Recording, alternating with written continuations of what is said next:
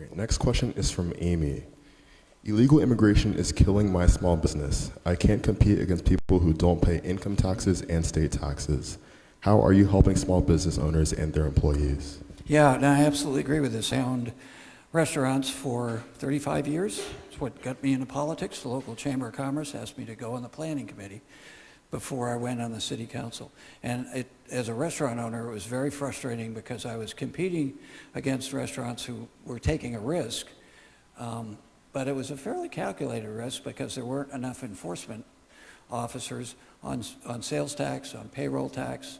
So I always said I'm competing against people who have a 20% cash flow advantage against me. Now they're risking losing everything, but as my accountant, my CPA once said, well, that's a risk assessment they do. And I said, that sounds so bland like a CPA, but it really undermines things. So what we need to do is up the fines, and this is a primarily state issue.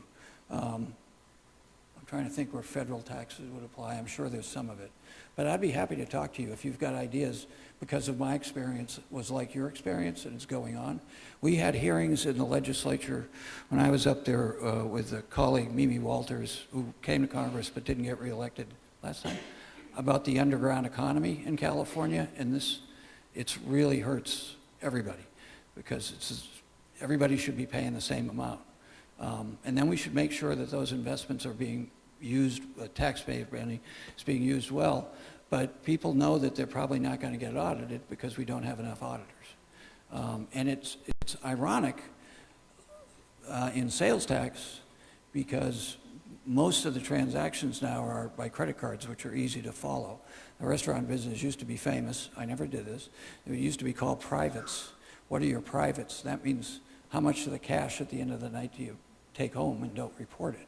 Now there's a methodology that's fairly accurate that the Franchise Tax Board and the Board of Equalization for different taxes go in and audit, and I'd been audited, so they can find out how much you're taking that you should be paying.